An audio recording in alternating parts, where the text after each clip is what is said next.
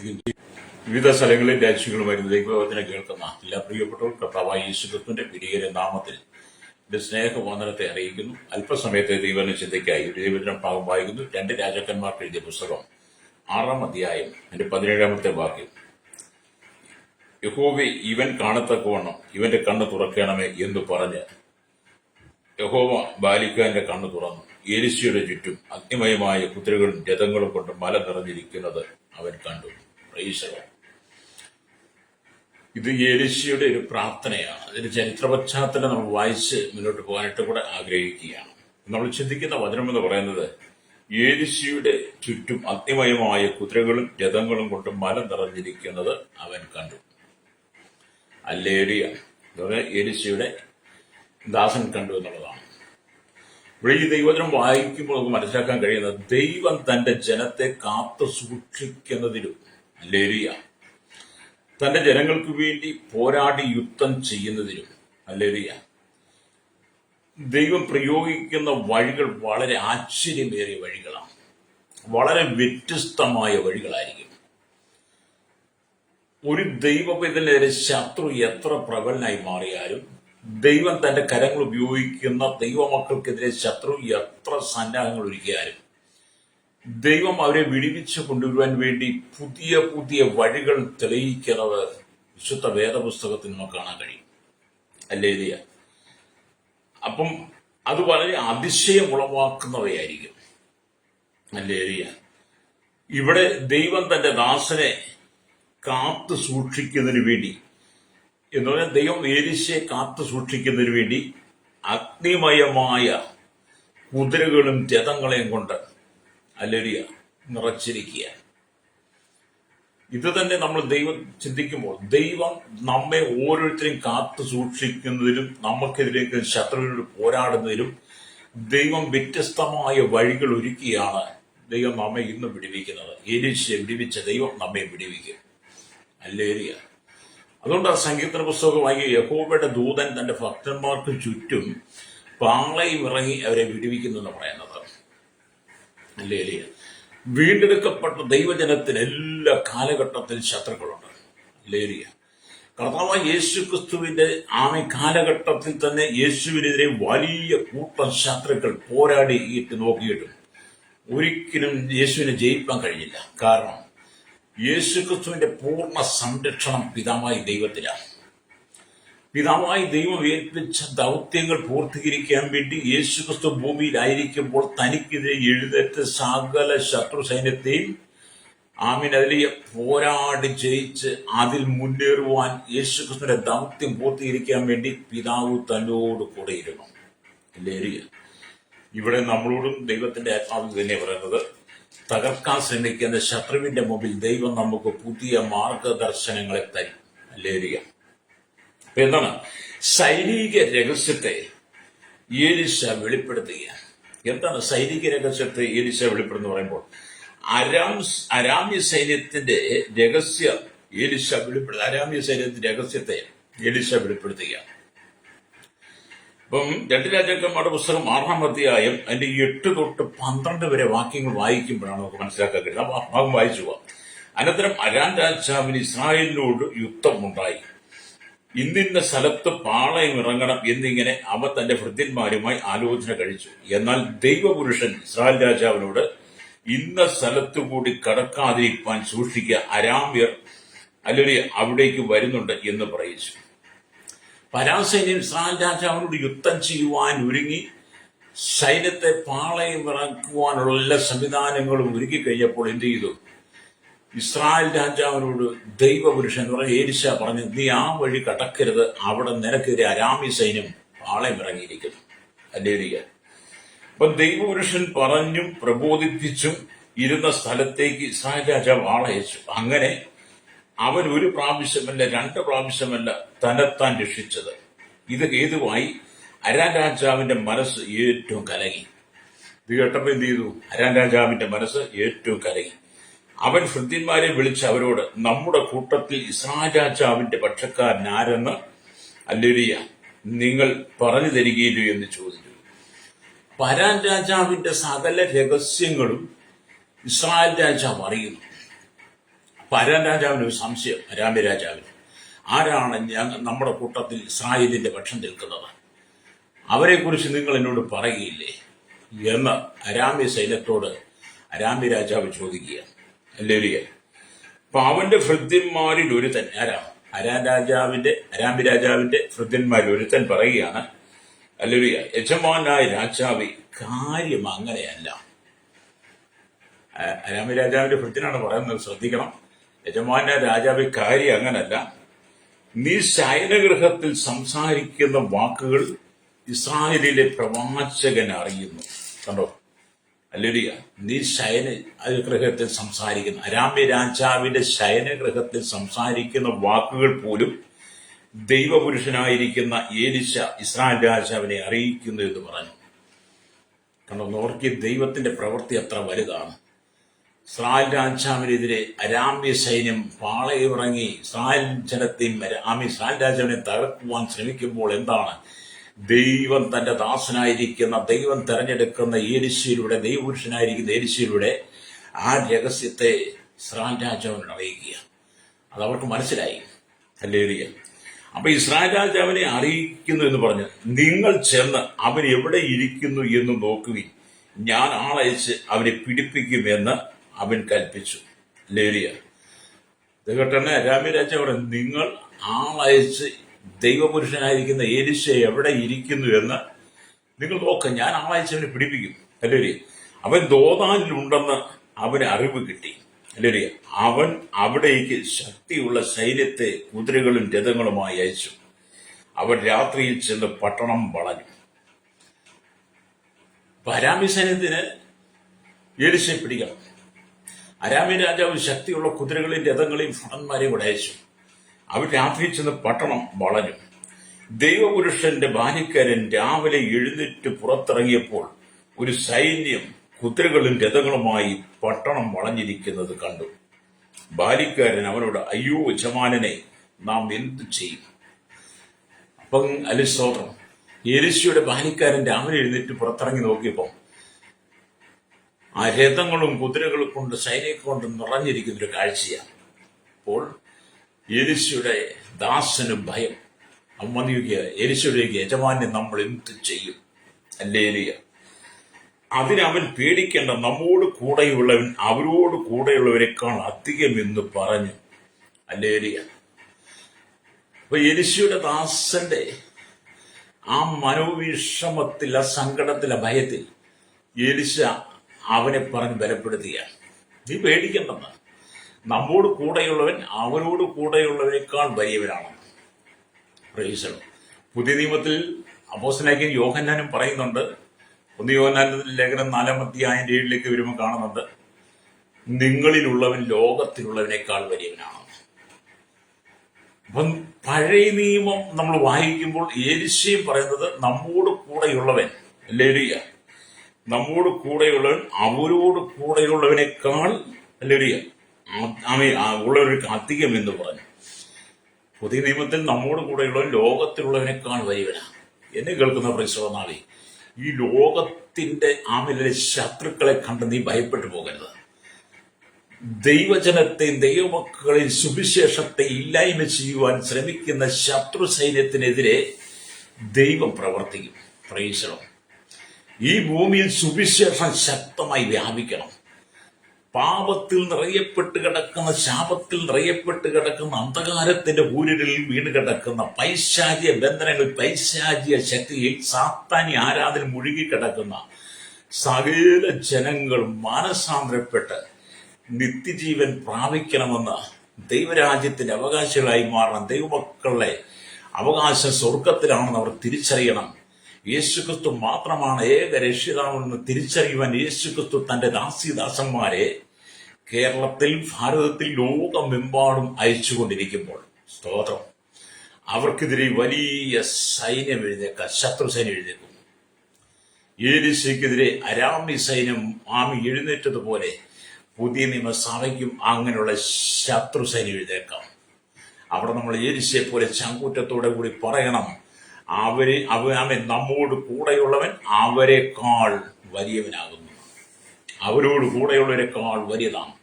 അതേപോലെ നമ്മൾ ഒരിക്കലും ഭാരപ്പെട്ടു പോകണ്ട.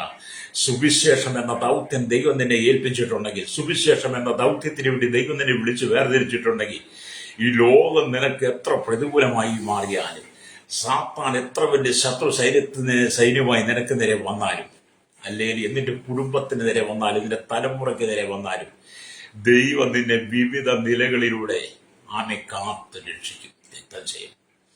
നമുക്കല്ല കേരളത്തിന്റെ സ്ഥിതിയൊക്കെ കണ്ടില്ലേ? അല്ലേരിയ കഴിഞ്ഞ ദിവസങ്ങളിൽ ഒരു കുടുംബത്തിലെ 5 പേരെ ഒരു മകൻ അല്ലിയെ കൊന്നത്, കൂട്ടക്കൊല. അത്രമാത്രം അരാജകത്വത്തിലേക്ക് നമ്മുടെ കേരളം, ഭാരതം ഒക്കെ പോയിക്കൊണ്ടിരിക്കുകയാണ്. അല്ലേരിയ അതുകൊണ്ട് ഈ കാലഘട്ടത്തിൽ ദൈവസഭ ഉണരണം. ഇവിടുത്തെ കുലപാതകങ്ങൾ, ഇവിടുത്തെ അക്രമങ്ങൾ, ഇവിടുത്തെ അരാജകത്വങ്ങൾ, ഇവിടുത്തെ അനീതികളൊക്കെ നീക്കണമെങ്കിൽ, അതിനൊക്കെ പരിധി വരണമെങ്കിൽ ദൈവമക്കൾ പ്രാർത്ഥനയിലേക്ക് വരണം. നമ്മുടെ നിയമങ്ങൾ ഇവിടുത്തെ കുറ്റവാളികൾക്ക് അനുകൂലമാണ്. അല്ലേരിയ ഇപ്പൊ ഈ 5 പേരെ കൊല ചെയ്തവൻ, 5 പേരെ കൊല ചെയ്തതിനെ പോലീസ് അറസ്റ്റ് ചെയ്ത് പോലീസിന്റെ കസ്റ്റഡിയിലുണ്ട്. പോലീസ് നല്ല FIR തയ്യാറാക്കും. FIR തയ്യാറാക്കി അവന് മേടിക്കാവുന്നതിൽ ലഭിക്കാവുന്ന ഏറ്റവും പരമാവധി ശിക്ഷ അവന് വാങ്ങിക്കൊടുക്കും. ലേരിയ അങ്ങനെ ആ വ്യക്തിക്ക് പരമാവധി ശിക്ഷ മേടിച്ചു കൊടുക്കുമ്പോൾ ഒരുപക്ഷെ നമ്മുടെ ഇന്ത്യൻ ശിക്ഷാ നിയമം അനുസരിച്ച് തന്നെ വധശിക്ഷയ്ക്ക് വിധിച്ചേക്കാം.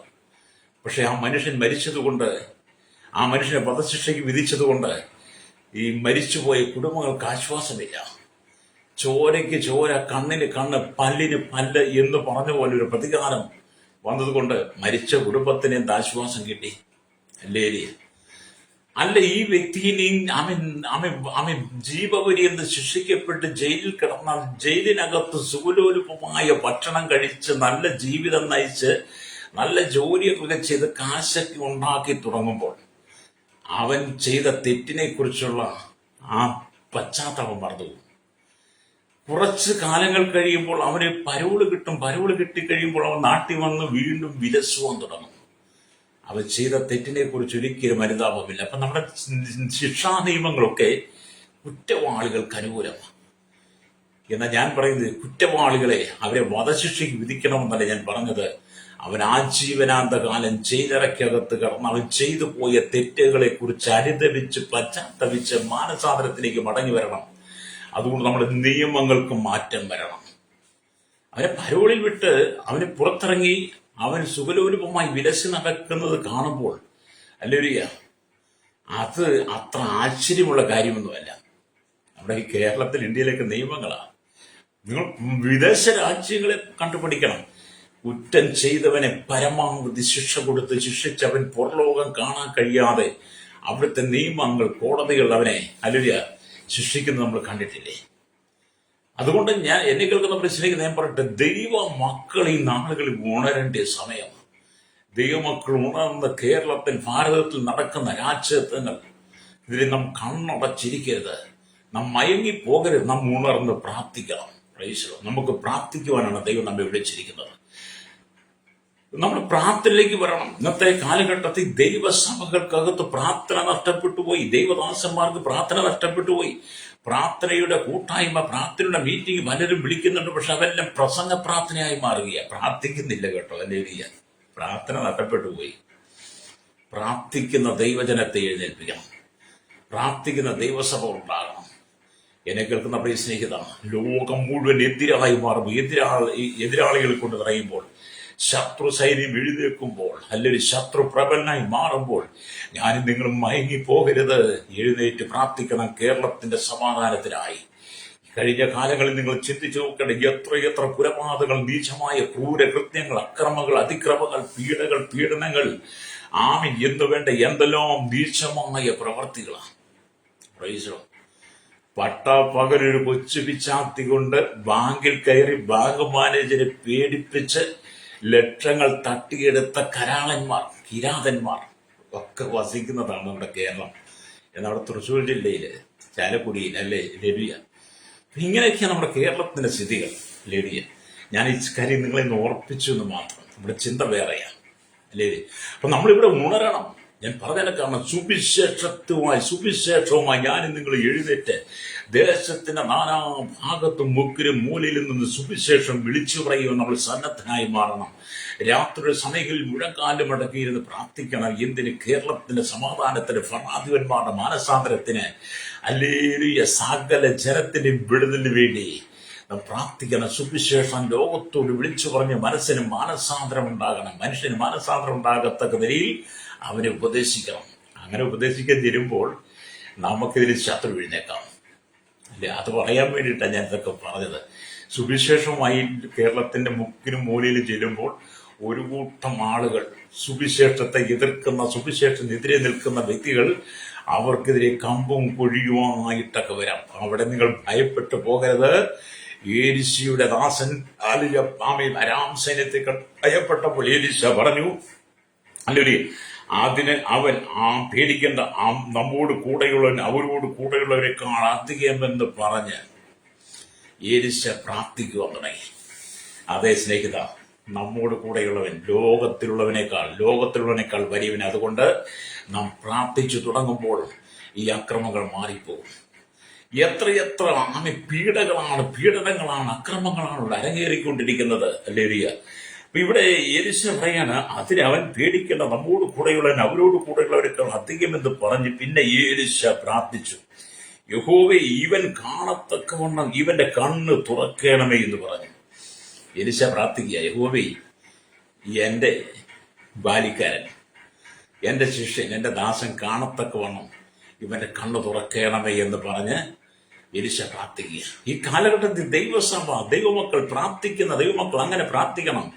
കർത്താവേ, ദൈവസഭയുടെ കണ്ണ് തുറക്കണമേ, ദൈവദാസന്മാരുടെ കണ്ണ് തുറക്കണമേ, ദൈവദാസിമാരുടെ കണ്ണ് തുറക്കണമേ. ശത്രു സൈന്യത്തെ കണ്ട് ഭയപ്പെട്ട് നിൽക്കുവാനല്ല, ശത്രുവിന്റെ പ്രലോഭനത്തെങ്കിലും പേടിച്ച് നിൽക്കുവാനല്ല. ആമേൻ. ദൈവത്തിന്റെ പ്രവൃത്തി കാണത്തക്ക വിധത്തിൽ ദൈവസഭയുടെ കണ്ണുകൾ തുറക്കണമേ എന്ന് പറഞ്ഞ് പ്രാർത്ഥിക്കണം. അതെ, ദൈവസഭയുടെ കണ്ണ് തുറക്കാൻ വേണ്ടിയാണ് പ്രാർത്ഥിക്കേണ്ടത്. അല്ലലിയ. കോടാനുകോടി രൂപയുണ്ടാക്കി പട്ടമെത്തയിൽ കിടന്നുറങ്ങുന്നത് പോലെ പണത്തിന്റെ പുറത്ത് കിടന്ന് ഉറങ്ങുന്ന കാര്യമല്ല വേദപുസ്തകം പഠിപ്പിക്കുന്നത്, കേട്ടോ. അല്ലേലിയ. ഇന്നത്തെ കാലഘട്ടത്തിൽ ആത്മഭാരം നഷ്ടപ്പെട്ടു പോയി. ഒരുവൻ കർത്താവായ യേശുവിനെ സ്വന്തം രക്ഷിതാവും പിതാവുമായി സ്വീകരിച്ച് ദൈവകൽപ്പന പ്രാപിച്ച്, അല്ലേലിയ, ഒരു പക്ഷേ സെമിനാരിയിലോ ബൈബിൾ കോളേജിലോ എവിടെയും പോയി പഠിക്കും. ഇല്ലെങ്കിൽ പഠിക്കാത്തവരുമുണ്ട്. അങ്ങനെ ചില നാളുകൾ കഴിയുമ്പോൾ അവർ ആഗ്രഹങ്ങൾ മുഴുവൻ വിദേശ രാജ്യത്തേക്ക് പോകണമെന്നുള്ളതാണ്.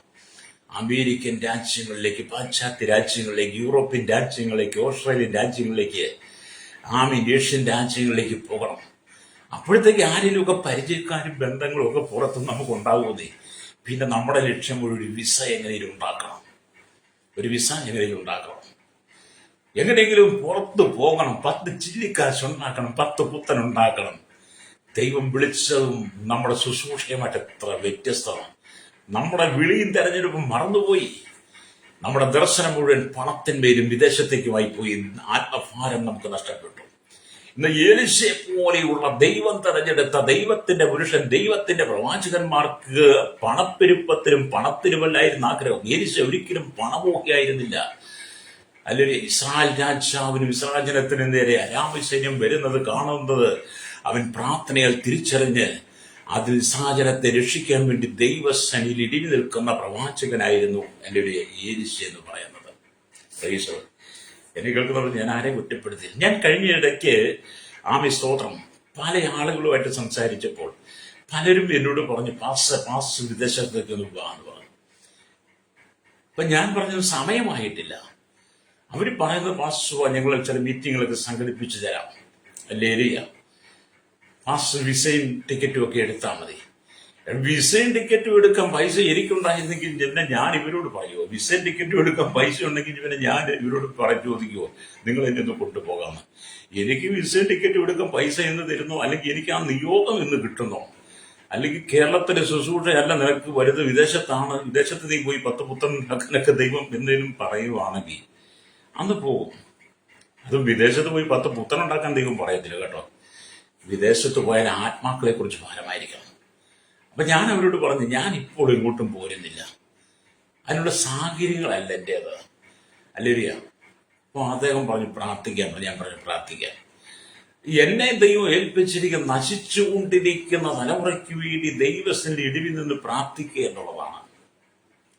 നശിച്ചുകൊണ്ട് മദ്യത്തിനും മയക്കുമരുന്നിനും ലഹരിക്കും അടിമപ്പെട്ട് കിടക്കുന്ന തലമുറകൾ നശിച്ചുകൊണ്ടിരിക്കും. അക്രമങ്ങൾ പെരുകുമ്പോൾ, കൊലപാതകങ്ങൾ പെരുകുമ്പോൾ, രക്തച്ചൊരിച്ചിൽ ഉണ്ടാകുമ്പോൾ, ശത്രു സൈന്യം പ്രബലമായി മാറുമ്പോൾ, ശത്രുക്കൾ എഴുന്നേൽക്കുമ്പോൾ, ദൈവസഭയെ ഉപദ്രവിക്കും, ദൈവമക്കളെ ഉപദ്രവിക്കുമ്പോൾ, ദൈവജനത്തിനെതിരെ കള്ള കേസുകൾ ഉണ്ടാക്കി മതനിന്ദ ചുമത്തി കുറ്റാരോപണം ചുമത്തി സ്വോത്രം അല്ലെങ്കിൽ അവരെ കള്ള കേസുകളിൽ കുടുക്കി ജയിലടയ്ക്കുന്ന ഒരു കാലഘട്ടമാണ് നമ്മുടെ ഭാരതം എന്ന് പറയുന്നത്. കഴിഞ്ഞ കാലങ്ങളിൽ എത്രയോ നിരപരാധികളായിരിക്കുന്ന ദൈവദാസന്മാർ സുവിശേഷം വിളിച്ചു പറഞ്ഞവയും ജയിലടയ്ക്കപ്പെട്ടു.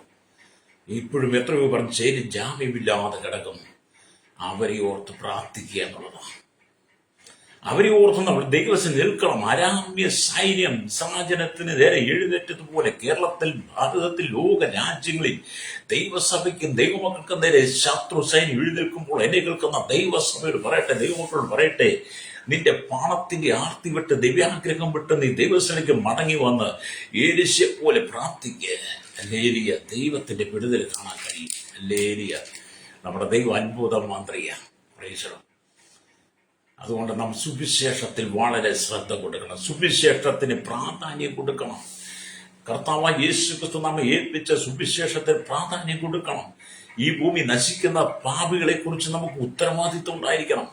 അവൻ നിത്യജീവനെ പ്രാപിക്കണം എന്ന് പറഞ്ഞ് മാനസാന്തരപ്പെടണം. കർത്താവായ യേശുവിൽ വിശ്വസിക്കണം. പാപങ്ങൾ ഏറ്റുപറയണം, തെറ്റുകൾ ഏറ്റുപറഞ്ഞ് നിത്യജീവൻ പ്രാപിച്ച് അവൻ സുവിശേഷം മറ്റുള്ളവർ പങ്കുവെക്കുവാൻ, അവനെ പ്രാഗൽഭ്യത്തോടെ പുറത്തു കൊണ്ടുവരുവാൻ നമ്മൾ പ്രാർത്ഥിക്കാൻ തുടങ്ങണം. Praise the Lord. ഹല്ലേലൂയ. ആ ഭാഗം ഞാൻ വീണ്ടും ഇവിടെ നിർത്തട്ടെ. വീണ്ടും ഞാൻ വാങ്ങിച്ച വനത്തേക്ക് വരട്ടെ. അപ്പൊ ഇവിടെ പിന്നെ ഏലിശ പ്രാർത്ഥിച്ചു. ഹല്ലേലൂയ. യഹോവ ഇവൻ കാണത്തക്കോണം ഇവന്റെ കണ്ണ് തുറക്കണമേ എന്ന് പറഞ്ഞു. യഹോവ ബാലിക്കാരന്റെ കണ്ണ് തുറന്നു. കണ്ടോ, ഏലിശ പ്രാർത്ഥിച്ചു എന്ത് ചെയ്തു? ഏലിശയുടെ ബാലിക്കാരന്റെ കണ്ണ് തുറന്നു. ഹല്ലേലൂയ. എന്നെ കേൾക്കുന്ന ദൈവദാസന്മാരെ, നിങ്ങൾ പ്രാർത്ഥിച്ചാൽ നിങ്ങളുടെ കുടുംബത്തിലുള്ളവരുടെ കണ്ണ് തുറക്കും. നിങ്ങൾ പ്രാർത്ഥിച്ചാൽ നിങ്ങളുടെ സഭയുടെ കണ്ണ് തുറക്കും. എന്നെ കേൾക്കുന്ന ദൈവദാസന്മാരെ, നിങ്ങൾ പ്രാർത്ഥിച്ചാൽ നിങ്ങളുടെ കൂടെ ഇരിക്കുന്ന ദൈവമക്കളുടെ കണ്ണ് തുറക്കും. ഏലിശ പ്രാർത്ഥിച്ച പോലെ പ്രാർത്ഥിക്കണം. അപ്പൊ അങ്ങനെ ഏലിശ പ്രാർത്ഥിച്ചപ്പോൾ ഇവൻ കാണത്തക്കവണ്ണം ഇവന്റെ കണ്ണ് തുറക്കണമേ എന്ന് പറഞ്ഞു. യഹോവ ബാലിക്കാരന്റെ കണ്ണ് തുറന്നു. യഹോവ ബാലിക്കാരന്റെ കണ്ണ് ഏലിശയുടെ ചുറ്റും അഗ്നിമയമായ കുതിരകളും രഥങ്ങളും കൊണ്ട് മല നിറഞ്ഞിരിക്കുന്നത് അവൻ കണ്ടു.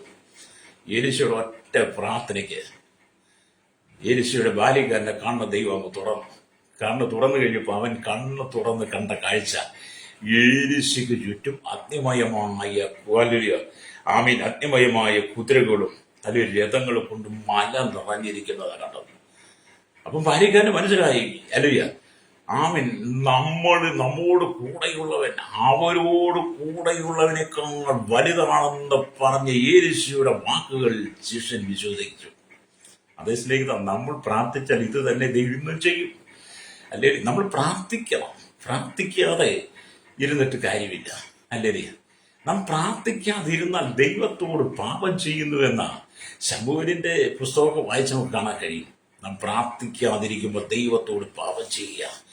നിനക്ക് ലഭിക്കുന്ന സമയം നീ പ്രാർത്ഥനയ്ക്ക് മടങ്ങി വരട്ടെ. പ്രഭാതത്തിൽ നീ 6 മണിക്കാണ് കണ്ണ് ചിമ്മി എഴുന്നേക്കുന്നെങ്കിൽ ആ എഴുന്നേക്കുന്ന സമയം നീ ആദ്യം പ്രാർത്ഥനയ്ക്ക് വേണ്ടി സമയം കൊടുക്കണം. ചില 6 മണിക്കും 7 മണിക്കൊന്നും എഴുന്നേക്കട്ടെ, ജോലിക്ക് പോകുന്ന സമയത്ത് എഴുന്നേക്കുന്നത്. അങ്ങനെയുള്ള പറയട്ടെ, പ്രഭാതത്തിൽ ഒരു 5 മണിക്കെങ്കിലും നീ എഴുന്നേറ്റ് ഏലിശ പ്രാർത്ഥിച്ചതുപോലെ നീ പ്രാർത്ഥിക്കുന്നെങ്കിൽ, അല്ലേ ഏലിശ ഇടിവി നിന്ന് പോലെ ഇടിവി നിൽക്കുന്നെങ്കിൽ, അന്ന് നിന്റെ ജീവിതത്തിന്, നിന്റെ കുടുംബത്തിന്, നിന്റെ ദേശത്തിന്റെ സഭയിൽ അത്ഭുതം നടക്കും. അല്ലെ, പ്രാർത്ഥന കുറഞ്ഞു പോയി. ദൈവസഭയുടെ പ്രാർത്ഥന കുറഞ്ഞപ്പോൾ, ദൈവമക്കളുടെ പ്രാർത്ഥന കുറഞ്ഞപ്പോൾ അക്രമങ്ങൾ പെരുകാൻ തുടങ്ങി. ദൈവജനത്തിന്റെ ഭവനത്തിൽ വരികയും അക്രമം, ദാസന്മാർക്ക് വരികയും അക്രമങ്ങൾ പെരുകി. അരാമ്യ സൈന്യത്തെ പോലെ വലിയ കൂട്ടം ശത്രു സൈന്യം ദൈവസഭയ്ക്ക് നേരെ എഴുന്നേൽക്കുന്നു. അതുകൊണ്ട് എന്നെ കേൾക്കുന്ന പ്രിയ മാതാവി പിതാവി, രക്തം ചെയ്യും. നീ പ്രാർത്ഥനയിലേക്ക് വരണം കേട്ടോ. രക്തം ചെയ്യും, പ്രാർത്ഥനയിലേക്ക് വരണം. ഹല്ലേലൂയ. എന്റെ കഴിഞ്ഞ കാലം ചില അനുഭവങ്ങൾ നോക്കും. പലരും പ്രാർത്ഥനയ്ക്ക് പ്രാധാന്യം കൊടുക്കാതെ ലോകത്തിന്റെ ഇഷ്ടങ്ങൾക്ക്, ഇവിടുത്തെ ഇംഗിതങ്ങൾക്ക് അനുസൃതമായി ജീവിക്കാൻ പലരും തയ്യാറാണ്. ഹല്ലേലൂയ. എന്നാൽ പ്രാർത്ഥിക്കുന്നവനെ കുറിച്ച് പലരും മറന്നുപോയിട്ട് പ്രാർത്ഥിക്കുന്നവന്റെ കൂടെ ഇരുന്ന് പ്രാർത്ഥിക്കാൻ ആളില്ലാതെ പലരും ഈ ലോകത്തിന്റെ സുഖലോലുപങ്ങളിലേക്ക് മുഴുകിക്കൊണ്ടിരിക്കുന്നു. അത് കാലം അന്ത്യത്തിലേക്ക് നീങ്ങിക്കൊണ്ടിരിക്കും. കർത്താവായ യേശുക്രിസ്തുവിന്റെ മധ്യാകാശം വരെ ഏറ്റവും ആസനമായിരിക്കുമ്പോൾ ദൈവം തന്റെ വിശുദ്ധ സഭയെ, മണവാട്ടി സഭയെ ചേർക്കാൻ മധ്യാകാശത്തിൽ കാഹളം ധരിക്കുമ്പോൾ ഈ ഭൂമിയിൽ നശിച്ചുകൊണ്ടിരിക്കുന്ന ആയിരക്കണക്കിന്, പതിനായിരക്കണക്കിന്, ലക്ഷക്കണക്കിന് കോടാനുകൂടി അവർ ജനത്തെ, അവരെ പാപത്തിന് പിന്തിരിപ്പിച്ച് കർത്താവായ യേശുക്രിസ്തുവിലുള്ള നിത്യജീവനെ അവർക്ക് പ്രാപിക്കുവാൻ തക്കവണ്ണം നമ്മൾ അവർക്ക് വേണ്ടി ഇടിവിൽ നിന്ന് പ്രാർത്ഥിക്കണം. അവരുടെ പേര് ജീവന്റെ പുസ്തകത്തിൽ എഴുതി ചേർന്നു. രക്തം ചെയ്യും. ഞാൻ കഴിഞ്ഞ ദിവസം പ്രാർത്ഥിക്കാൻ വേണ്ടി ഒരു ഭവനത്തിൽ പോയി. പ്രാർത്ഥിക്കാൻ വേണ്ടി ഒരു ഭവനത്തിൽ ചെന്നപ്പോൾ ഭവനത്തിലെ അന്തരീക്ഷങ്ങൾ മുഴുവൻ കണ്ടു കഴിഞ്ഞപ്പോൾ അപ്പൊ എനിക്ക് മനസ്സിന് വളരെ സാത്താനിശക്തിയോ പൈശാചികതയോ ബന്ധിക്കപ്പെട്ട് കിടക്കുന്ന കുടുംബമാണെന്ന് മനസ്സിലാക്കി ഞാൻ അവരെ പ്രാർത്ഥിക്കാൻ തുടങ്ങി. പക്ഷേ ഞാൻ പ്രാർത്ഥിക്കാൻ ചെല്ലുമ്പോൾ തന്നെ ആ കുടുംബത്തിലുള്ളവരെല്ലാം പ്രാർത്ഥനയ്ക്ക് തയ്യാറായി നിൽക്കുക. ഞാൻ ദൈവത്തിന്റെ സന്നിധി പ്രാർത്ഥിച്ച് ദൈവാലോചനയൊക്കെ അവർക്ക് പങ്കുവെച്ചു കൊടുത്ത് ചില ദൈവവചന ഭാഗങ്ങൾ ഞാൻ അവരെ കൊണ്ട് തന്നെ വായിപ്പിച്ചു. അവരെ കൊണ്ട് വായിപ്പിച്ചത് അവരൊക്കെ ആദ്യമായിട്ട് ബൈബിൾ കൈകൊണ്ടെടുക്കുക. അപ്പൊ ഞാൻ പറഞ്ഞു, എനിക്ക് വായിക്കാനറിയാം, കണ്ണൊക്കെ കാണാം, പിന്നെ ഞാൻ വായിക്കാത്തതിന്റെ കാരണം നിങ്ങളിത് വായിക്കണം. അല്ലേ? കാരണം ഞാൻ ഇതിനകത്ത് എഴുതിയിരിക്കുന്ന ദൈവവചനങ്ങൾ നിങ്ങളോട് പറഞ്ഞു തരുമ്പോൾ നിങ്ങൾ അത് കേട്ടിട്ട് പറയും, ആ പാസ്റ്റർ വന്ന് എന്തൊക്കെയോ പറഞ്ഞ് പ്രാർത്ഥിച്ചിട്ട് പോയി, അതൊക്കെ എന്നൊക്കെ പറയും. പക്ഷെ അത് വരാതിരിക്കാൻ വേണ്ടി ഞാൻ പറയുന്ന കാര്യങ്ങൾ അങ്ങനെ തന്നെയോ എന്ന് നിങ്ങൾക്ക് മനസ്സിലാക്കാൻ വേണ്ടിയിട്ട് നിങ്ങൾ വായിക്കാൻ പറഞ്ഞു. പ്രൈസ്. അതുടനെ അവിടുത്തെ ഒരു പെൺകുട്ടി 10ാം ക്ലാസ് പഠിക്കുന്ന ഒരു മോള് വാങ്ങി പുസ്തകം ഞാൻ പറഞ്ഞു കൊടുത്ത ഭാഗങ്ങളൊക്കെ ആ കുട്ടി വായിച്ചു. എല്ലാവരും കേട്ട് നിൽക്കുകയാണ്. അവർക്ക് അങ്ങനെയൊക്കെ ഉണ്ടോ? ഞാൻ അങ്ങനെയൊക്കെ ഉണ്ട്, വേദപുസ്തകത്തിൽ അങ്ങനെയൊക്കെ ഉണ്ട്. നിങ്ങളുടെ ജീവിതത്തിന്റെ സകല കാര്യങ്ങളും, നിങ്ങളുടെ ഭാവി കാര്യങ്ങളെക്കുറിച്ചെല്ലാം ദൈവദോഷം എഴുതിയിട്ടുണ്ട്. ഒരു മനുഷ്യന്റെ ഭൂതകാലത്തെക്കുറിച്ചും ഭാവി കാലത്തെക്കുറിച്ചും ഒരു മനുഷ്യന്റെ ഭൂതകാല, വർത്തമാന, ഭാവി കാലത്തെക്കുറിച്ചെല്ലാം വേദപുസ്തകം പറയുന്നുണ്ടെന്ന് പറഞ്ഞപ്പോൾ അവർക്ക് ബോധ്യമായി ഇതെല്ലാം സത്യവചനം യഥാർത്ഥമാണെന്ന്. ഞാൻ പറഞ്ഞു, നിങ്ങളുടെയൊക്കെ കൈ ബൈബിളുണ്ടോ?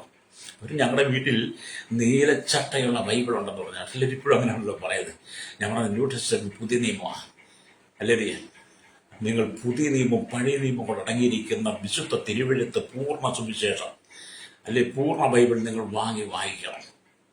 അവർക്ക് ഭയങ്കര സന്തോഷം. ഞാൻ പ്രാർത്ഥിച്ചു എന്ന് പറഞ്ഞാൽ, പാപത്തിൽ വീണ്, ശാപത്തിൽ വീണ്, സമാധാനമില്ലാതെ, സന്തോഷമില്ലാതെ, കണ്ണുനീരിന്റെ നടുവിലൂടെ ശത്രുസൈന്യ കുടുംബത്തെ ഞെരുക്കിക്കൊണ്ടിരുന്നപ്പോൾ, അവിടെ നന്മകളെല്ലാം അടച്ചുകൊണ്ടിരുന്നപ്പോൾ, അങ്ങനെ അതിൽ പുറത്തു വരാൻ കഴിയാതെ കണ്ണുനീരുടെ ബുദ്ധിമുട്ടുന്ന സമയങ്ങളിലാണ് അവർ പ്രാർത്ഥനയ്ക്ക് വേണ്ടി അവർ ആഗ്രഹിക്കുന്നത്. ആ സമയം ഞാൻ ചെന്ന് പ്രാർത്ഥിച്ചു കഴിഞ്ഞപ്പോൾ ചില അത്ഭുതങ്ങൾ അവിടെ സംഭവിപ്പാടെയായി. ഞാൻ പറഞ്ഞ, നമ്മൾ പ്രാർത്ഥിച്ചാലും ദൈവം അത്ഭുതം ചെയ്യുമെന്ന്. ഏലിശ പ്രാർത്ഥിച്ചതുപോലെ നമ്മൾ പ്രാർത്ഥിച്ചാൽ അത്ഭുതം ചെയ്യും. പക്ഷേ ജീവിത വിശുദ്ധിയോടെ നിന്ന് പ്രാർത്ഥിക്കണം, ഉത്തരവാദിത്തോടെ പ്രാർത്ഥിക്കണം. കർത്താവ് നമ്മെ ഏൽപ്പിച്ച ദൗത്യമാണ് നാം തിരിച്ചറിയണം. അല്ലേ? അതുകൊണ്ട് എന്നെ കേൾക്കുന്ന സഹോദര, നീ പ്രാർത്ഥനയിലേക്ക് മടങ്ങുക. നീ പ്രാർത്ഥിക്കാൻ തയ്യാറായാൽ ദൈവം പ്രവർത്തിക്കാൻ ശക്തനാണ്. നീ പ്രാർത്ഥിക്കാതിരുന്നാൽ നീ ദൈവത്തോട് പാപം ചെയ്യുന്നു. നീ പ്രാർത്ഥിക്കുമ്പോൾ ജനത്തിൽ മനസ്സാന്തരം ഉണ്ടാകുന്നു. അത് നിന്റെ ജീവിതം പ്രാർത്ഥനയ്ക്ക് വേണ്ടിയാകട്ടെ. അപ്പൊ നീ ഏലിശ പ്രാർത്ഥിക്കുക, കർത്താവ് ഇവൻ കാണത്തക്കവണ്ണവിന്റെ കണ്ണു തുറക്കണമേ. അല്ലേ? അതുകൊണ്ട് നിങ്ങൾ പ്രാർത്ഥിക്കണം, കർത്താവ് എന്റെ സഭാവിശ്വാസികൾ കാണത്തക്ക വിധത്തിൽ, എന്റെ ആത്മീയ നേതൃത്വം കാണത്തക്ക നിലയിൽ ഇവരുടെ കണ്ണ് തുറക്കണമേ എന്ന് പറഞ്ഞ് നീ പ്രാർത്ഥിക്കാൻ തയ്യാറായാൽ നിന്റെ സഭ ഉണരും, നിന്റെ നേതൃത്വം ഉണരും, നിന്റെ സഹവിശ്വാസി ഉണരും. അപ്പൊ ഏലിശയുടെ പ്രാർത്ഥന ബന്ധിയിൽ എന്ത് ചെയ്തു? ഏലിശ ചുറ്റും അഗ്നിമയമായ കുതിരകളും രഥങ്ങൾ കൊണ്ട് മല നിറഞ്ഞിരിക്കുന്നത് കണ്ട് ഏലിശയുടെ ദാസൻ ഒരു പക്ഷെ ആശ്ചര്യപ്പെട്ട് കാണും, ഇതെന്ത് സംഭവം? അത് ദൈവത്തിന് അത്ഭുതം ചെയ്യാൻ കഴിയും. ദൈവത്തിന് അത്ഭുതം ചെയ്യാൻ കഴിയുന്നത് ദൈവം അത്ഭുത മന്ത്രി. ഈ ലോകത്തിൽ ഒരു അത്ഭുത മന്ത്രി ഉണ്ടെന്ന് പറയണമെങ്കിൽ അത് യേശുക്രിസ്തു മാത്രമാണ്. നിങ്ങൾ കേട്ടിട്ടില്ല, ലോകരാജ്യങ്ങളെ നിങ്ങൾ പരിശോധിച്ച് നോക്കിയാണ്, ലോകരാജ്യങ്ങളെ പരിശോധിക്കുമ്പോൾ ഓരോ ലോകരാജ്യങ്ങൾക്കും നല്ലൊരു മന്ത്രിമാരുണ്ട്. ഇവിടെ കേരളത്തിന്റെ 14 ജില്ലകളിൽ നിന്ന് തെരഞ്ഞെടുക്കപ്പെട്ട ജനപ്രതിനിധികളിൽ കേരളത്തിന് ഏതാണ്ട് 10-20 മന്ത്രിമാരുണ്ട്. അല്ലേരിയ സ്തോത്രം.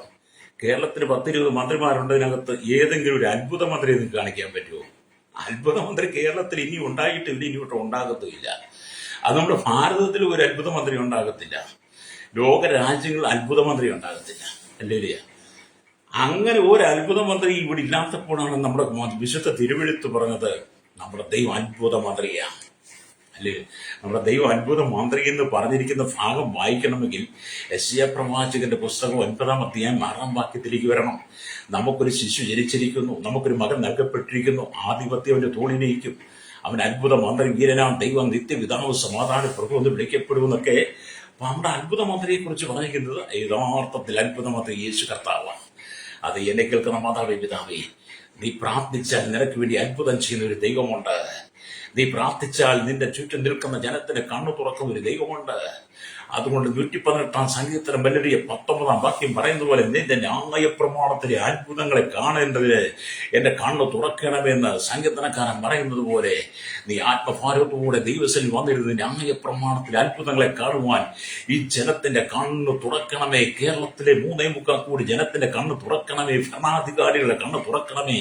മദ്യരോഗികളുടെ, മയക്കുമരുന്ന് രോഗികളുടെ, ദുർനടപ്പുകാരുടെ, അരാജകത്തിൽ ജീവിക്കുന്നവരുടെ, അക്രമത്തിൽ ജീവിക്കുന്നവരുടെ, വ്യഭിചാരികളുടെ, ദുഷ്പ്രവർത്തിക്കാരുടെ കണ്ണ് തുറക്കണമെന്ന് നീ പ്രാർത്ഥിക്കണം.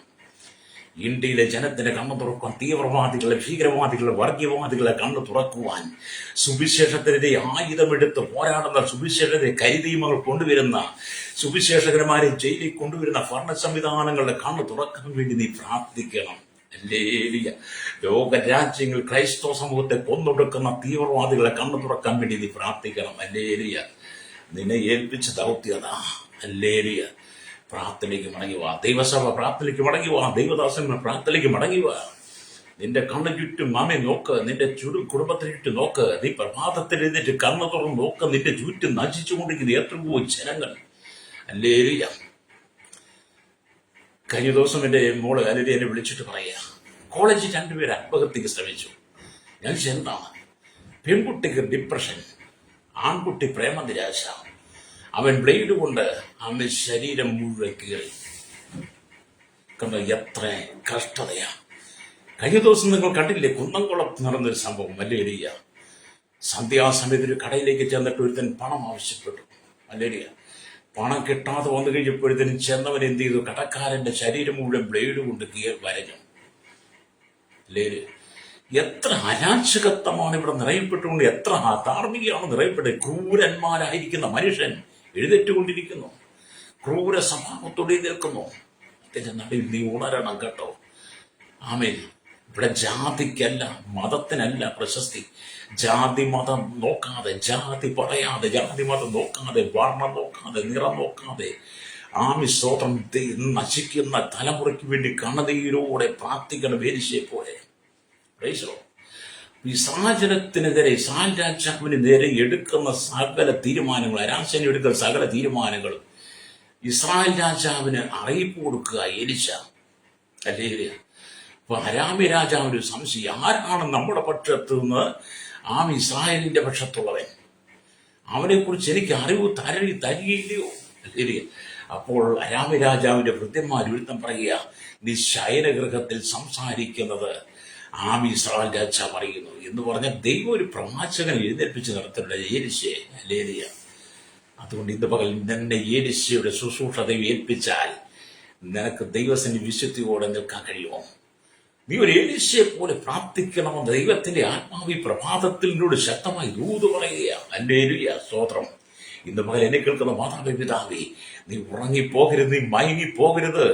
ലോകം ഇരുളുകൊണ്ട് നിറയപ്പെട്ടുകൊണ്ടിരിക്കുക. കേരളം ഇരുട്ടിന്റെ പാതിലേക്ക് പോകുകയാ. കേരളം, ഭാരതം ഇരുട്ടിന്റെ പാതിലേക്ക് പോകുകയാ. ലോകം പറയുന്നത് കേരളം വികസനത്തിലേക്ക് എന്നാ. ലോകം വികസനത്തേക്കാണ്. ഞാൻ പറയുന്നത് ഇരുളിലേക്ക്. എന്താ പാപം? വികസനങ്ങൾ ലോകപ്രകാരം നടക്കുന്നുണ്ടായിരിക്കും, പക്ഷേ മനുഷ്യൻ തമ്മിൽ സ്നേഹിപ്പാൻ കഴിയാതെ പരസ്പരം അടിച്ചു മരിക്കുന്ന, കലഹിച്ചു മരിക്കുന്ന, തമ്മിലടിച്ച് കൂട്ടക്കുരുതികൾ, കൂട്ടക്കൊലകൾ, എന്ന് വേണ്ട എത്രമാത്രം നീ ഉണരണം, പ്രാർത്ഥിക്കണം. ഹല്ലേലൂയ.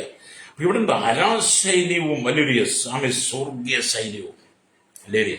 അപ്പൊ ഏലിശയുടെ പ്രാർത്ഥന നടുവിൽ എന്ത് ചെയ്തു? ഹല്ലേലൂയ. നമ്മൾ കാണുന്ന സ്തോത്രം. അല്ലെങ്കിൽ 2 രാജാക്കന്മാരുടെ പുസ്തകം 6-ാം അധ്യായം 13 തൊട്ട് 23 വരെ വാക്യങ്ങൾ വായിക്കുമ്പോൾ, എല്ലാ ഭാഗം നമുക്ക് വായിച്ചു പോകുന്ന സമയം നിങ്ങൾ ഒരുപാട് വായിച്ചു, ഒരുപാട് മെസ്സേജുകൾ കേട്ടിട്ടുള്ളതാണ്. ഞാൻ അങ്ങനെ പോകാൻ ആഗ്രഹിക്കുന്നില്ല. അതിന്റെ ചരിത്രം തുറന്ന് നോക്കി അങ്ങ് പോകാം. എന്താണ്? അവൻ തന്റെ സൈനിക നീക്കങ്ങളെല്ലാം പരാജയപ്പെടുവാൻ കാരണം ഏലിശയാണെന്ന് മനസ്സിലാക്കിയ അരാം രാജാവ് ഒരു വലിയ സൈന്യത്തെ ഏലിശയെ പിടിക്കാൻ വേണ്ടി പറഞ്ഞയച്ചു. എന്നാൽ ഏലിശയുടെ പ്രാർത്ഥനയാൽ അതിലും വലിയൊരു സ്വർഗീയ സൈന്യം അവരുടെ സംരക്ഷണനായി മല നിറഞ്ഞിരിക്കുന്നതായി ഏലിശയുടെ ബാലിക്കാരനെ കാണുവാൻ കഴിയുമാറാക്കി. അപ്പൊ അരാം രാജാവിന്റെ സകല പദ്ധതികളും തകർന്നു തരിപ്പണമാകുകയാണ്.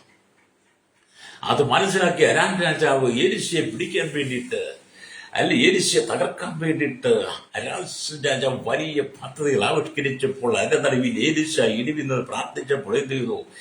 ഏലിശയ്ക്ക് ചുറ്റും ആത്മീയമായ രഥങ്ങളും കുതിരകളും കൊണ്ട് നിറയപ്പെട്ട് നിൽക്കുന്ന കാഴ്ച നമുക്ക് കാണാൻ കഴിയും. ഹല്ലേലൂയ. പക്ഷെ അരാമി സൈന്യത്തെ ഏലിശ അന്ധനാക്കുകയും അവരെ ഇസ്രായേലിയ തലസ്ഥാനമായ ശമരിയിൽ എത്തിക്കുകയും ചെയ്തു. അവരെ കൊന്നൊടുക്കുവാൻ ഇസ്രായേൽ രാജാവ് ആഗ്രഹിച്ചുവെങ്കിലും അവർക്ക് ആഹാരം നൽകി വിട്ടയപ്പാൻ ഏലിശ നിർദ്ദേശിക്കാനുണ്ടായത്. ഏലിശയുടെ പ്രാർത്ഥന മുഖാന്തരം എന്ത് ചെയ്തു? അരാം സൈന്യത്തിന്റെ കണ്ണുകൾ മുഴുവൻ സൈന്യത്തിന്റെ കണ്ണുകളെല്ലാം അന്ധത പിടിച്ചു. അങ്ങനെ അവരെ എന്ത് ചെയ്തു? ഇസ്രായേലിലെ തലസ്ഥാനമായ ശമരിയിൽ എത്തിച്ചു. അല്ലേ? ഇസ്രായേൽ രാജാവ് അവരെ കൊന്നൊടുക്കാൻ തീരുമാനം വന്നു കഴിഞ്ഞപ്പോൾ ഏലിശ പറഞ്ഞു അവർക്ക് ആഹാരം നൽകി വിട്ടയക്കാൻ പറഞ്ഞു. പ്രൈസറോ ലേലിയ. ഏലിശ അരാം സൈന്യം തന്റെ കയ്യിൽ അകപ്പെട്ടിട്ടും അവരെ കൊല്ലാതെ ഇസ്രായേൽ രാജാവ് വിട്ടയച്ചു. ഈ സംഭവം മൂലം ദൈവമാണ് തങ്ങളുടെ ഭാഗത്തെ നിർണയിക്കുന്നതെന്ന് രണ്ട് രാജാക്കന്മാർക്കും മനസ്സിലായി. ലേലിയ. അപ്പം ഈ അരാസനത്തെ കൊല്ലാതെ വിട്ടു കഴിഞ്ഞപ്പോൾ അല്ലേലിയ അവർക്ക് ഭക്ഷണം കൊടുത്ത് വിട്ടു കഴിഞ്ഞപ്പോൾ ഇസ്രായേൽ രാജാവിനും അരാം രാജാവിനും ബോധ്യമായി മനുഷ്യന്റെ ഭാഗത്ത് നീതി വെളിപ്പെടുന്നത് യഹോവയായ ദൈവമാണെന്ന്. അത് എന്നെ കേൾക്കുന്ന മാതാവേ പിതാവ്, നീ പ്രാർത്ഥിച്ചാൽ നിന്റെ ശത്രു പോലും നിനക്കെതിരെ അല്ലെങ്കിൽ നിന്നോട് ഇണങ്ങി വരും. ലേലിയ.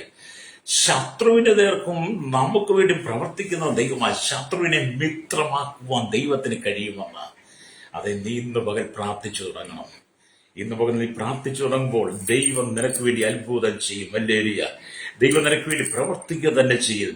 അപ്പൊ ഏലിശയ്ക്ക് വേണ്ടി യുദ്ധം ചെയ്യുന്നത് ആര്? അരാം രാജാവിന്റെ കയ്യിൽ നിന്നും ഏലിശയെ രക്ഷിക്കുന്നത് ആര്? ഏലിശയുടെ ബാലിക്കാരൻ ഭയപ്പെട്ടു. യജമാനനെ നാം എന്ത് ചെയ്യുമെന്ന് ചോദിച്ചു. ഏലിശയ്ക്ക് ആത്മീയ കണ്ണുകൾ ഉണ്ടായിരുന്നു. ഏലിശയുടെ ബാലിക്കാരൻ ചോദിക്കാം, അരാമ്യ സൈന്യത്തിനെതിരെ ആര് യുദ്ധം ചെയ്യും? ഏലിശയ്ക്കെതിരെ ആര് യുദ്ധം ചെയ്യും? അവിടെയാണ് ഏലിശ പ്രാർത്ഥിക്കുമെന്ന് തുടങ്ങി. കാരണം ഏലിശയ്ക്ക് ആത്മീയ കണ്ണുകൾ ഉണ്ടായിരുന്നു. ഏലിശയുടെ ബാലിക്കാൻ ആത്മീയ കണ്ണുമില്ല, പ്രാർത്ഥനയില്ല. അല്ലെ? അപ്പൊ ഏലിശയ്ക്ക് പ്രാർത്ഥനയുടെ പ്രാർത്ഥനയുടെ കണ്ണുകൾ ഉണ്ടായിരുന്നു. അല്ലേ? ആ കണ്ണുകൾ കൊണ്ട് ദൈവം തനിക്ക് സഹായത്തിനായി അയച്ചിരിക്കുന്ന അത്യമയമായ കുതിരകളെയും രഥങ്ങളെയും കണ്ട് അല്ലേ അവർ സന്തോഷിച്ചു. അപ്പം ആത്മീയ കണ്ണുള്ളവർക്ക് മാത്രമേ പ്രാർത്ഥിക്കാൻ കഴിയത്തുള്ളൂ. ആത്മീയ കണ്ണുള്ള ഏലിശയുടെ പ്രാർത്ഥനയ്ക്ക് മല നിറഞ്ഞ് അത്യമയമായ രഥങ്ങളും കുതിരകളും കൊണ്ട് നിറഞ്ഞത് കണ്ടുവെങ്കിൽ, നിനക്ക് ആത്മീയ കണ്ണ് തുറക്കുന്നെങ്കിൽ, നിന്റെ ഹൃദയദൃഷ്ടി പ്രകാശിക്കുന്നെങ്കിൽ, ആത്മീയ കണ്ണ് തുറന്ന് നീ പ്രവർത്തിക്കുകയാണെങ്കിൽ, പ്രാർത്ഥിക്കുകയാണെങ്കിൽ, നിനക്ക് ചുറ്റും ഇതുപോലെയുള്ള അത്ഭുതങ്ങളെ ദൈവം അയക്കും. ഹല്ലേലൂയ. എന്നെ കേൾക്കുന്ന സ്നേഹിത, നാം ദൈവസേനയ്ക്ക് മടങ്ങി വരണം. അല്ലെങ്കിൽ കർത്താവ് നിങ്ങൾക്ക് സഹായകനായിരിക്കുന്നു. എന്നാൽ നിങ്ങൾക്ക് ചുറ്റും തീമതിരായി അവൻ പ്രവർത്തിക്കും. കർത്താവ് നിങ്ങൾക്ക് സഹായകനായി ദൈവം നിങ്ങൾക്ക് ചുറ്റും തീമതിരായിരിക്കുമെന്ന് സക്കറിയ പ്രവാചകൻ 2:5 വായിക്കുന്നുണ്ട്. അത് നമ്മുടെ ദൈവം നമുക്ക് തീമതിരാ. ഹല്ലേലൂയ. സ്തോത്രം. യോശുവയുടെ പുസ്തകം, ന്യായാധിപന്മാരുടെ പുസ്തകമൊക്കെ വായിക്കുമ്പോഴും രാജാക്കന്മാരുടെ പുസ്തകത്തെ വായിക്കുമ്പോൾ ദൈവം എപ്രകാരം തന്നെ ജനത്തെ കാത്തു സൂക്ഷിച്ചുവെന്ന് നമുക്ക് മനസ്സിലാക്കാൻ കഴിയും. യോശുവയുടെ പുസ്തകം, ന്യായാധിപന്റെ പ്രഭുയുടെ പുസ്തകം, രാജാക്കന്മാരുടെ പുസ്തകം വായിക്കുമ്പോൾ ദൈവം തന്റെ ജനത്തിനു വേണ്ടി ഏതെല്ലാം നിലയിലൂടെയാണ് പ്രവർത്തിച്ച്, ഏതെല്ലാം നിലയിലൂടെയാണ് തന്റെ ദാസന്മാരെ ഉപയോഗിച്ചതെന്ന് കാണാൻ കഴിയും. എന്നെ കേൾക്കുന്ന സ്നേഹിത, പുതിയ നിയമസഭയോട് പറയട്ടെ, പുതിയ നിയമ വിശ്വാസിയോട് പറയട്ടെ, ദൈവദാസന്മാരോട് പറയട്ടെ, നീ ഏലിശയെ പോലെ പ്രാർത്ഥിക്കാൻ തയ്യാറായാൽ നിന്റെ ആത്മീയ കണ്ണ് തുറക്കുവാൻ ദൈവത്തിന് കഴിയും. ശത്രു എത്ര പ്രബലനായിരുന്നാലും അതിനെതിരെ പോരാടി ജയിപ്പാൻ നിനക്ക് കഴിയും. കാരണം ഏലിശ നമ്മോട് കൂടെയുള്ളവൻ അവരെ വരുന്നവരേക്കും അവരോട് കൂടെയുള്ളവരെക്കാൾ അധികമെന്ന് പറഞ്ഞു. ആമേൻ. പുതിയ നിയമത്തിൽ യോഹന്നാൻ പറഞ്ഞു മുമ്പ് ആവർത്തിച്ചു, നിങ്ങളിലുള്ളവൻ ലോകത്തിലുള്ളവനേക്കാൾ വലിയവനാണ്. അതുകൊണ്ട് നീ പതറിപ്പോകാതെ ദൈവത്തിന് പ്രാർത്ഥിക്ക് വരണം. അതിനെ കേൾക്കുന്ന മാതാവേ പിതാവേ, നിന്റെ കുടുംബം ഞെരുക്കത്തിലാണോ? നിന്റെ തലമുറ നശിച്ചുകൊണ്ടിരിക്കുകയാണോ? നീ കണ്ണുനീരിന്റെ നിലയിലാണോ? ആമേൻ. ജീവിതത്തിൽ നീ പരാജയപ്പെട്ടവളാണോ? ജീവിതം മുമ്പോട്ട് കൊണ്ടുപോകാൻ കഴിയാതെ ഭാരപ്പെടുന്ന വ്യക്തിയാണോ? ഇന്ന് പകൽ നീ ദൈവസന്നിധിയിൽ പ്രാർത്ഥിക്കുന്നതിന്റെ ആത്മീയ കണ്ണുകൾ തുറക്കുന്നെങ്കിൽ ദൈവം നിനക്ക് വേണ്ടി ചില അത്ഭുതങ്ങൾ ചെയ്യും. നിന്റെ പ്രശ്നങ്ങൾ പരിഹരിക്കപ്പെടും, നിന്റെ വിഷയങ്ങൾ പരിഹരിക്കപ്പെടും, നിന്റെ കണ്ണുനീര് മാറും. നീ കടന്നു പോകുന്ന പ്രതിസന്ധികളെ നടുവിൽ ദൈവം ചില അത്ഭുതങ്ങൾ ചെയ്യുവാൻ തുടങ്ങും. അല്ലെങ്കിൽ എന്റെ ദേശത്ത് ഉണർവുണ്ടാകും, സഭയ്ക്കകത്ത് ഉണർവുണ്ടാകും. അവിടെ നിന്റെ മാമി എലിശയുടെ ഭാര്യക്കാരൻ കാണത്തക്ക വിധം കണ്ണുകൾ തുറക്കണമേ എന്ന് എലിശ പ്രാർത്ഥിച്ചതുപോലെ ഇന്ന് പകൽ നീ പ്രാർത്ഥിക്കുന്നെങ്കിൽ, കർത്താവേ എന്റെ ഭർത്താവിന്റെ കണ്ണു തുറക്കണമേ, എന്റെ ഭാര്യയുടെ കണ്ണു തുറക്കണമേ, എന്റെ മാതാപിതാക്കൾ കണ്ണു തുറക്കണമേ, എന്റെ മക്കളുടെ കണ്ണു തുറക്കണമേ, എന്റെ ദൈവദാസിമാരുടെ കണ്ണു തുറക്കണമേ, സഭയുടെ കണ്ണു തുറക്കണമേ, എന്റെ ദേശത്തിന് ചുറ്റുമുള്ളവരുടെ കണ്ണു തുറക്കണമേ, എന്റെ സഹോദര വർഗങ്ങളുടെ കണ്ണു തുറക്കണമേ എന്ന് നീ ആത്മീയ കണ്ണു തുറന്ന് പ്രാർത്ഥിക്കാൻ തുടങ്ങിയാൽ ഈശോയുടെ പ്രാർത്ഥനയ്ക്കകത്ത് മറുപടി ഉണ്ടായതുപോലെ നിന്റെ പ്രാർത്ഥന ദൈവം അത്ഭുതം ചെയ്യും. സുവിശേഷം ലോകം വാടി വ്യാപിക്കട്ടെ, സുവിശേഷം സകല ഭവനങ്ങളിൽ എത്തട്ടെ, യേശുള്ള നിത്യജീവൻ സകലരും പ്രാപിക്കണമെന്ന് ദൈവം ആഗ്രഹിക്കുക. ഇന്ന് പറഞ്ഞ് പ്രാർത്ഥനയ്ക്ക് മടങ്ങിയ നിന്റെ ഏത് പ്രശ്നമായിരുന്നാലും ദൈവം ഞങ്ങൾക്ക് വേണ്ടി പ്രാർത്ഥിക്കാൻ പോവുക. കണ്ണുകളടച്ചാട്ട് പരിശുദ്ധ ഞങ്ങളുടെ നല്ല ദൈവം ഈശോയ്ക്ക് പിതാവേ, ഇന്ന് പകൽ ഞങ്ങൾ വീട് ഒരുക്കി കൂടി ഞങ്ങളുടെ കേരളത്തിലെ 3.25 കോടി ജനം തലമുറകൾ എണ്ണത്തിൽ പ്രാർത്ഥന അന്യസംസ്ഥാന തൊഴിലാളികൾ ഇന്ത്യയുടെ 29 സംസ്ഥാനം 7 കേന്ദ്രമായി 143 കോടിയിലധികം ജനങ്ങൾ തലമുറകൾ എണ്ണത്തിൽ പ്രാർത്ഥന ലോകരാജ്യങ്ങളിൽ ഭൂഖണ്ഡങ്ങളായി 800 കോടിയിലും ജനം തലമുറകൾക്കായി കണ്ടെത്തപ്പെടാത്ത വലിയ കൂട്ടം ജനത്തെ village panchayat, municipality, corporation, taluk, block, ജില്ല, ഭരണ മേധാവികൾ, സംസ്ഥാനങ്ങൾ, രാജ്യങ്ങൾ ഭരിക്കുന്നവരെ, രാജാക്കന്മാർ, രാജ്ഞന്മാർ, പ്രധാനമന്ത്രി, പ്രസിഡന്റ്, ഗവർണർ, പട്ടാള മേധാവികൾ, ഗോത്രങ്ങൾ, ദ്വീപുകൾ, അമ്മദിവാസം, ട്രൈബൽ മേഖലയിലിരിക്കുന്ന ജനത്തെ അധികാരികളെ സ്ഥാപിച്ചന അതിർത്തികൾക്ക് CRPBSF അടക്കമുള്ള ക്രമസമാധാന പാലന നിയമ നിർമ്മാണ രംഗത്ത് രഹസ്യ വിഭവങ്ങളെ, പോലീസിന്റെ വിവിധ സെക്ഷനുകളെ, സഹകരണമേൽ, പൊതുമേൽ, ആരോഗ്യമേൽ, വിദ്യാഭ്യാസ, സാമ്പത്തികമേൽ, ബാങ്ക് മേഖലയിലായിരിക്കുന്ന എല്ലാ കേന്ദ്ര സംസ്ഥാന രാജ്യരാഷ്ട്ര തലവന്മാരെയും ആത്മീയ കണ്ണുകൾ തുറക്കേണ്ടതിനായി ഞങ്ങൾ പ്രാർത്ഥിക്കും. കർത്താവ് കരിയിൽ കടലും ആകാശമാർഗം വാഹനോടിക്കും വാഹന നിർമ്മിതാക്കൾ സെയിൽസ് ചെയ്യുന്നവർ, അല്ലെങ്കിൽ കർത്താവ് കടലോര വാസികളെ, മത്സ്യബന്ധന ആഴക്കടലിൽ കടന്നുപോയിരിക്കുന്ന തീരദേശവാസികളെ, അമ്മയും വരുന്ന ചെറുമായ എല്ലാ വ്യാപാരി, വ്യവസായം, വഴിയോര കച്ചവടക്കാരെ, കരികൾ, കമ്പനി, ഫാക്ടറി ജോലി ചെയ്യുന്നവർ, എല്ലാ ക്ഷീരമേഖലയിൽ കാർഷിക ജോലി ചെയ്യുന്നവർക്കായി കൺഷൻ നിഗമനം, കാഞ്ഞി, വോട്ടറിംഗ്, ഒറിഗോണിംഗ്, ടാക്സി ഓട്ടോ ഡ്രൈവേഴ്സിനെ ഓർത്ത് പ്രാർത്ഥിക്കുന്നു. മത, സാമൂഹിക, സംസ്കാര മാധ്യമ സൈൻസുകൾ, എഞ്ചിനീയർമാർ ആമി ഓർത്ത് ഞങ്ങൾ പ്രാർത്ഥിക്കുകയാണ്. എല്ലാ സൈൻസുകളെയും ഞങ്ങൾ ഓർത്ത് പ്രാർത്ഥിക്കുന്നു. കർത്താവ് എല്ലാവരിയ കർത്താവ് പാടത്തും പറമ്പിലും കൂടിയിലും കളിയിലൂടെ മണ്ണിലൂടെ പണിയെടുക്കുന്നവർ, വിദേശ രാജ്യം മണലാടിനെ കഷ്ടം സഹിക്കുന്നവർ, വേദന കഞ്ചുക ജയിലിൽ കിടക്കുന്നവർ, മദ്യത്തിൽ മയക്ക ലഹരിക്ക് അടിമപ്പെട്ട് കിടക്കുന്നവർ, പാപത്തിന്റെ ശാപത്തിന്റെ അടിയിൽ അകപ്പെട്ട് തീവ്രവാദ ഭീകര വർഗീയവാദികൾ ആത്മീയ കണ്ണുകൾ തുറക്കുവാൻ, ഈ ജനത്തിന്റെ കണ്ണുകൾ തുറക്കേണ്ടനായി ജനം പാപം വിട്ട് മടങ്ങി വരുവാൻ ദൈവങ്ങളിൽ ഏൽപ്പിച്ച് പ്രാർത്ഥിക്കുന്ന കർത്താവ്, വിദേശ രാജ്യത്ത് വിസ നഷ്ടപ്പെട്ട, വിസ നൽകിയ പുതുക്കേണ്ട ഭാരപ്പെടുന്നവർ, പാസ്പോർട്ടിന് വേണ്ടി ആഗ്രഹിക്കുന്നവർ, കർത്താവ് വിദേശ പീഡ അനുഭവിക്കുന്നവർ എല്ലാവരെയും ഓർത്ത് പ്രാർത്ഥിക്കുന്ന, സാലറി കിട്ടാതെ നാട്ടിക്കടലിൽ കഴിയാൻ ഭാരപ്പെടുന്ന നിരവധി ആളുകൾ, കടക്കണിയാൻ ഫാരം ബിസിനസ്സിൽ തകർന്നവർ, ഇത് മാരകമായ രോഗങ്ങൾക്ക് അതിനായി ശാപത്തിൽ കിടക്കുന്ന അനവധി ജീവിതങ്ങളെ തലമുറയില്ലാത്തവർ, വിവാഹപ്രായത്തിൽ സൗകര്യസ്ഥന്മാർ, ഭവനമില്ലാത്തവർ, കടക്കണിയാൻ ഭാരപ്പെട്ട് ജപ്തി നടപടി നേരിടുന്ന അനവധി ആളുകൾ, കർത്താവ് വിവിധ സർജറിക്ക് വിധേയപ്പെട്ട് കിടക്കുന്നവർ, വിവിധ കഷ്ടതയിലൂടെ കടന്നു പോകുന്ന എല്ലാ ജനത്തിനും ശൈശവത്തിൽ, ബാല്യത്തിൽ, കൗമാരി, യുവനത്തിൽ, തടവറയിലായിരിക്കുന്ന സകല ജനത്തെയും ഞങ്ങൾ ഏൽപ്പിച്ച് പ്രാർത്ഥിക്കുന്നു. ദൈവസഭയ്ക്കായി, ദൈവമക്കൾക്കായി, ദൈവദാസന്മാർക്കായി പ്രാർത്ഥിക്കുന്നു. എല്ലാവരും ആത്മീയ കണ്ടത് തുറക്കും. ഏലിശ പ്രാർത്ഥിച്ചപ്പോൾ ഹല്ലേലൂയ ആമേൻ അഗ്നിമയമായ രഥങ്ങളും കുതിരകളും മലകളും നിറഞ്ഞിരിക്കും. ഏലിശയുടെ ഭാര്യക്കാരൻ കണ്ടതുപോലെ ദിവസങ്ങളിൽ ശക്തമായി ദൈവപ്രവർത്തിക്ക് പ്രാർത്ഥനയ്ക്ക് ദൈവജനം സഭ കടന്നുവരുവാൻ യേശുവിന്റെ കരങ്ങളിൽ ഏൽപ്പിക്കുന്നു. സകല മുഖത്ത് കൊടുക്കണം യേശുവിന്റെ വിലയേറിയ നാമത്തിൽ തന്നെ. ആമേൻ, ആമേൻ, ആമേൻ.